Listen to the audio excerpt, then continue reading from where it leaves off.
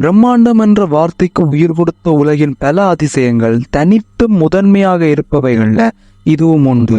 இதன் பெயரை கேட்டதுமே இதன் உருவம் மட்டுமில்லாம இதற்கு ஏற்பட்ட மாபெரும் அழிவும் அந்த அழிவால் பல 100 மனித உயிர்களும் போனதும் தான் நம்ம நினைவுக்கு வரும்.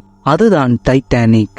RMS டைட்டானிக் என்ற பெயர் கொண்ட இந்த கப்பலானது ஏராளமான பயணிகளை ஏற்றிக்கொண்டு முதல் பயணத்திலேயே பனிப்பாறையில மோதி பெரும் விபத்தை சந்தித்து அட்லாண்டிக் பெருங்கடல் 1912 2ஆக உடைந்து போனது. மொத்தம் 2223 பேர் பயணம் செய்த இக்கப்பல்ல 1503 பேர் விபத்தில் பலியாகி போனது வரலாற்றில் மறக்க முடியாத நிகழ்வாக மாறிச்சு. இந்த கப்பலை பற்றி அனைவரும் நன்கு அறிந்திருந்தாலும் இதனை பற்றி பலரும் அறியாத சில தகவல்களையும் சில மர்மங்களையும் சர்ச்சைகளையும் பற்றி தான் இந்த வீடியோல பார்க்க போறோம். வாங்க வீடியோக்குள்ள போலாம். 1912ஆம் ஆண்டு ஏப்ரல் மாதம் 14ஆம் தேதி இரவு 11:40 மணிக்கு பனிப்பாறையில் மோதி வடக்கு அட்லாண்டிக் பெருங்கடலுக்கு அடியில் மூழ்கி போனதுதான் இந்த டைட்டானிக்.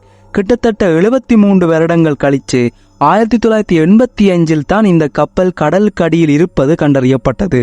கனடாவின் கடற்கரையிலிருந்து சுமார் 170 மைல் தொலைவிலும் கடலின் மேற்பரப்பில் இருந்து சுமார் 12,500 அடி ஆழத்திலையும் நீர்மூழ்கிகளை வச்சு தேடும் போதுதான் இந்த டைட்டானிக் கப்பலை கண்டறிய முடிந்தது.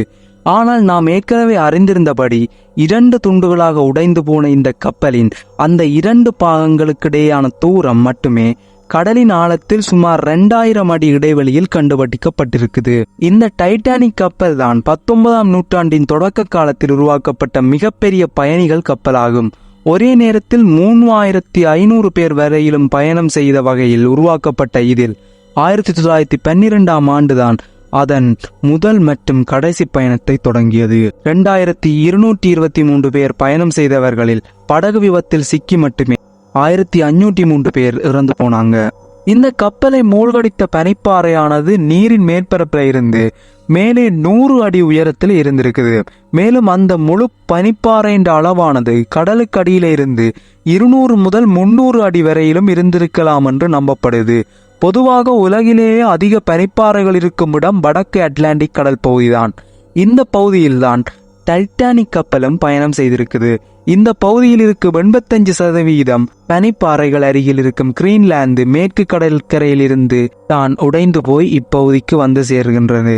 இப்படி வந்த பனிப்பாறை தான் இந்த டைட்டானிக் கப்பல்களையும் மூழ்கடித்துள்ளது.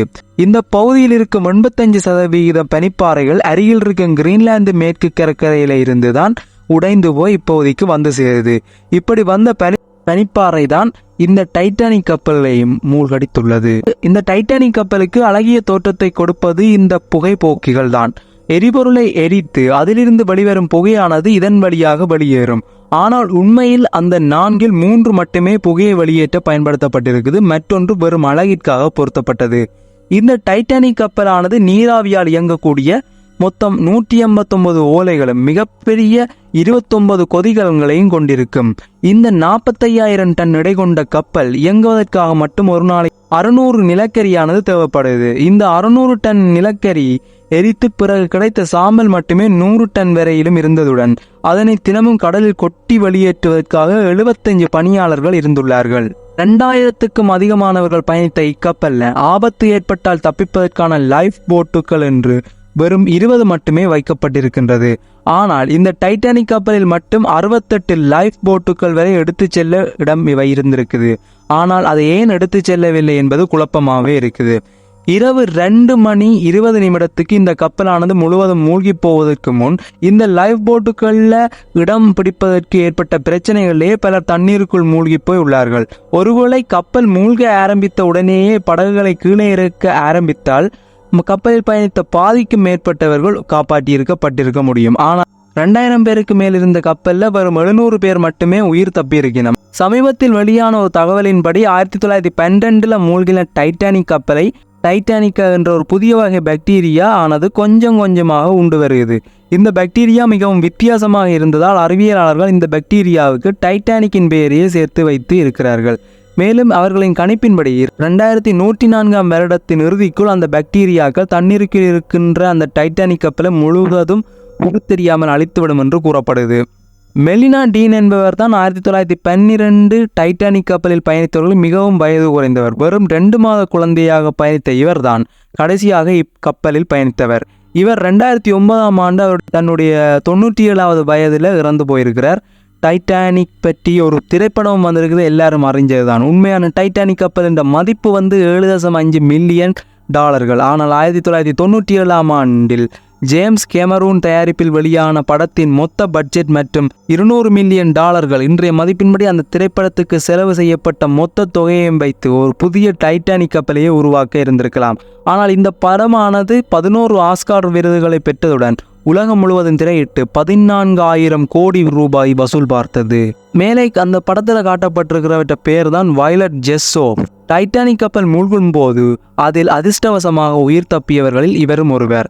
இவர் ஒரு நர்ஸ். இதில் குறிப்பிடத்தக்க விஷயம் என்னென்றா 1911ஆம் ஆண்டு இவர் பயணம் செய்த ஒலிம்பிக் என்ற கப்பலானது விபத்துக்குள்ளானது. ஆனால் அதில் இவர் உயிர் தப்பினார். அதன் பிறகு டைட்டானிக்கில் பயணம் செய்த போது கப்பல் மூழ்கியது. ஆனால் இவர் உயிர் தப்பினார்.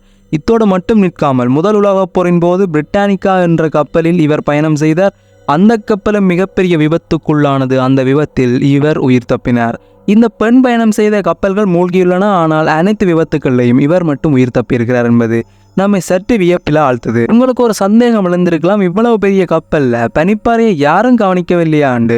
உண்மையில் அங்கு என்ன நடந்தது என்றால், அனைத்து கப்பலிலும் கடலில் தொலைவில் உள்ள இடங்களை காண பைனாகுலர்களை பயன்படுத்துவார்கள். ஆனால் டைட்டானிக் கப்பல் தனது பயணத்தை தொடங்கும் அந்த கப்பல்ல வேலை செய்த மாலுமி டேவிட் பிளேயர் என்ற நபர் பைனாகுலரை ஒரு அறையில் வைத்து பூட்டிவிட்டு சாவியை எடுத்துக்கொண்டு அவரின் வீட்டுக்கு சென்று விட்டார். இதனால் பைனாகுலர் இல்லாமலேயே டைட்டானிக் கப்பல் பயணத்தை தொடங்கியுள்ளது. இந்த பைனாகுலர் இல்லாததால பனிப்பாறையை அவர்களால் தொலைவில் இருந்து காண முடியவில்லை. குறிப்பாக சொல்ல வேண்டுமென்றால் கப்பல் பனிப்பாறை மீது மோதப்போகிறது என்பதே அவர்களுக்கு 30 வினாடிகளுக்கு முன்புதான் தெரிய வந்தது. இதனால் கப்பலை திருப்பவும் முடியாமல் கப்பல் விபத்துக்குள்ளானது என்று சொல்றாங்க. டைட்டானிக்கும் மம்மியும், அதாவது அட்லாண்டிக் கடலில் மூழ்கிப்போன இந்த டைட்டானிக் பற்றி இன்று வரையும் சில மர்மங்கள் முடிவில்லாமல் தீர்வுமில்லாமல் நீடித்து கொண்டுதான் வருகின்றது. அதில் ஒன்றுதான் அன்லக்கி மம்மி ஆகும். அமெண்ட்ரா என்ற எகிப்திய இளவரசியின் பற்றி கூறப்படும் மர்மமும் அதன் சாபமும் எனலாம். 1890களின் பிற்பகுதியில் லகுசர் என்ற பகுதியில் தொல்பொருள் ஆய்வாளர்கள் கண்டெடுக்கப்பட்ட அமெண்ட்ரா என்ற மம்மியின் சவப்பட்டியை வைத்திருந்த பலரையும் அக்காலத்தில் காவு வாங்கியுள்ளது.